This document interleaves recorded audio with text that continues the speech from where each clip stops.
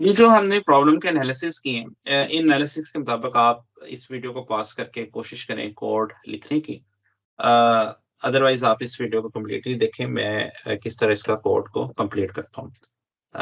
अगर आपने इतने एनालिसिस कर लिए हैं, तो आई होप कि आप कोड ईज़िली समझ रहे होंगे किस तरह लिखें। फिर भी इसमें हम कोड लिखते हैं ताकि अगर कोई आपको एरर या प्रॉब्लम आ रहा हो, तो वो हम उसको आप यहाँ पे समझ सकते हो कि उसका सॉल्यूशन क्या है। ask04.py के नाम से मैं एक फाइल बना लेता हूँ। इसमें सबसे पहले हमने इनपुट करना है एंटर वेजिटेबल प्राइस पर किलोग्राम, और ये मैसेज यूजर को प्रिंट करना है और इसको हमने जो यूजर वैल्यू एंटर करेगा उसको हम फ्लोट में कन्वर्ट करेंगे। तो सबसे पहले हम एक वेरिएबल डिक्लेयर कर लेते हैं, उसका नाम वेजिटेबल कॉइन्स रख लेते हैं। Input enter vegetable price per KG में से पीकेजी लिख लेता हूँ और उसके बाद इधर जो है हम पता है कि हमने कॉइन्स में वैल्यू एंटर करनी है, तो इस तरह हम इनपुट इतनी लिख लेते हैं। ये जो आपको अभी इनपुट नजर आ रही है टेक्स्ट में से, ये यूजर को शो करवाने के लिए आप कुछ भी लिख सकते हैं, लेकिन मैं इसको थोड़ा सा शॉर्ट करके लिख रहा हूँ ताकि ये स्क्रीन से बाहर ना चला जाए। और इसको हमने फ्लोट में कन्वर्ट करना है, जो यूजर की और क्योंकि वैल्यू पॉइंट्स में आ सकती है, तो इसलिए हम इसको फ्लोट के अंदर कन्वर्ट कर रहे हैं।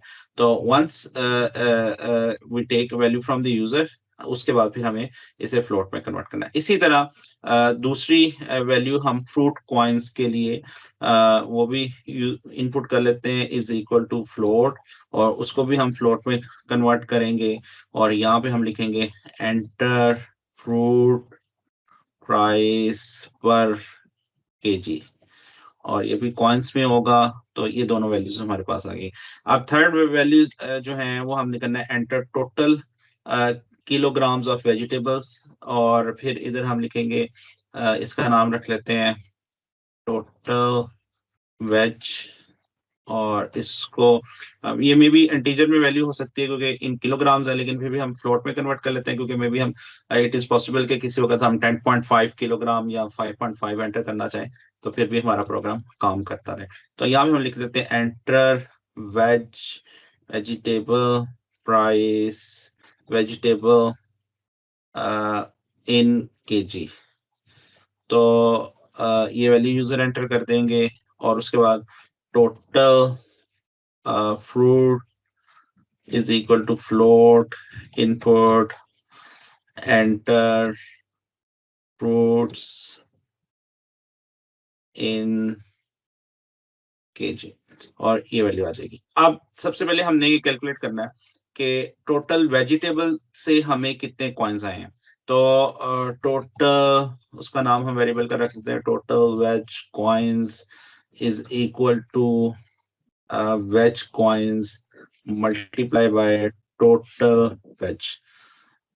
ये तो हमारे पास हो गया कि हमने टोटल हमें वेजिटेबल की से कितने कॉइन्स आए हैं। इसी तरह टोटल फ्रूट कॉइन्स जो है वो हम देखते हैं, total fruit coins multiply by total हमारे पास फ्रूट कितना था। तो इसको हम इधर कर लेते हैं। यहाँ पे ये देखें विजुअल स्टूडियो मेरी हेल्प कर रहा है, उसमें मुझे यह निशान बता रहा है। इससे पता चल रहा है कि यहाँ पे मैंने जो है वो स्पेल कोई गलत किए हैं, जो इधर मैंने डिफरेंट यूज किया। इधर मैंने फ्रूट कॉइन्स यूज किया है और इधर मैंने टोटल फ्रूट कॉइन्स को यूज करते हैं। तो ये फ्रूट कॉइन्स नहीं, फ्रूट कॉइन। तो ये एक एरर था, ये हमने रिमूव कर दिया। अब हमारे पास इससे हमें पता चल गया कि फ्रूट से कितने कॉइन्स हमें मिले हैं। और इसी तरह फाइनली जो टोटल कॉइन्स हैं वो इन दोनों का मजमुआ होंगे, यानी कि टोटल वेज कॉइन, और हम उसको प्लस कर लेते हैं टोटल फ्रूट कॉइन्स। इधर भी मेरे से टोटल के स्पेलिंग गलत हो गए, टोटल फ्रूट कॉइन्स। तो अब हमारे पास टोटल कॉइन्स आ गए। अब हमें पता है एक कॉइन 1.94 कॉइन्स हो तो 1 रुपया बनता है, और अगर हमने 1 कॉइन कैलकुलेट करना है that will be the 1 divided by 1.94। तो हमारे पास टोटल रुपीस जो हैं वो होंगे, हम उसको जो एक कॉइन कितने रुपीस के बराबर है, दैट इज 1 डिवाइड बाय 1.94, और इसको हम मल्टीप्लाई करेंगे टोटल हमारे पास जितने कॉइन्स हैं। तो एक ये छोटी सी मैथ की प्रॉब्लम बन गई, और इसको हम मल्टीप्लाई करेंगे, finally we will get it. और पहले हम चाहते हैं कि ये कैलकुलेट हो, वैसे भी इसकी प्रेसिडेंस में यही होगा, पर हम इसको जो है इस तरह मैनुअली प्रेसिडेंस करते हैं। और उसके बाद फाइनली हम जो आउटपुट देना चाहते हैं यूजर को लिखा होना जाए टोटल अर्निंग इन रुपीज, और उसको हम लिखते हैं यहाँ पे, मैं इसको फुल साइज कर लेता हूँ, टोटल, और यूजर को जो आउटपुट दिखा सकते हैं, प्रिंट की स्टेटमेंट यूज कर सकते हैं।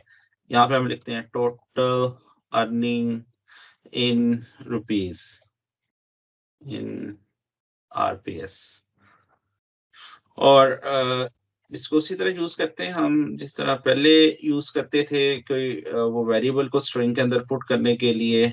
तो मुझे ये अप्रोच ज्यादा बेहतर लगती है।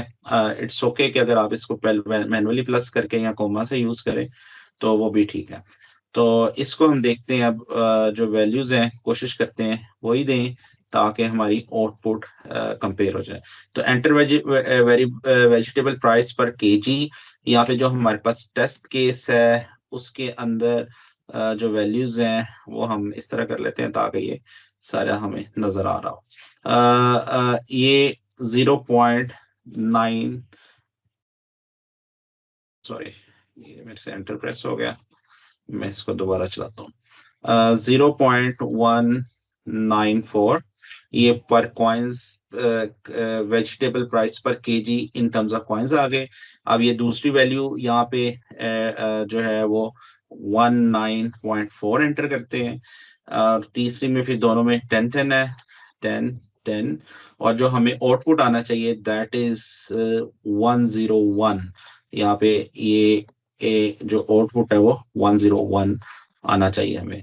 तो लेट्स सी, आई होप कि ठीक होगा, और ये हमें आउटपुट आ रहा है। अब ये जो आउटपुट है ये ज्यादा वो राउंड करके आ रहा है, क्योंकि ये उसको डिवाइड करके और उसको कंपेयर करके तो उसको यहाँ तक आंसर आता है। तो अगर आप इसे राउंड करना चाहें तो फिर हमने देखा है कि उसके लिए हम राउंड का फंक्शन यूज कर सकते हैं, उसको हम किसी भी पॉइंट तक राउंड कर सकते हैं। हम कह सकते हैं 0 तक राउंड कर दो, या मे बी आप उसको इंटीजर में कन्वर्ट कर सकते हैं। तो बहरहाल दिस इज द वे, इस तरह हमने जो को प्रॉब्लम देखी थी उसका जो सॉल्यूशन है वो इस तरह करते हैं। सबसे पहले हमने क्या किया, हमने प्रॉब्लम में से इनपुट आउटपुट्स निकाली, सबसे पहला काम कि ये इनपुट थी एक आउटपुट थी, फिर हमने मैनुअली उसको कन्वर्ट किया कि अगर ये इनपुट हो तो क्या आउटपुट हो सकती है। तो उसके लिए मैनुअली हमने वेरिएबल्स के अंदर वैल्यू ली, क्योंकि वेरिएबल्स भी हमने इसलिए ली क्योंकि ये वाली वैल्यूज यूजर ने एंटर करनी है और ये कुछ भी हो सकती हैं। लाइक अभी तो इस पे 0.194 है, मे बी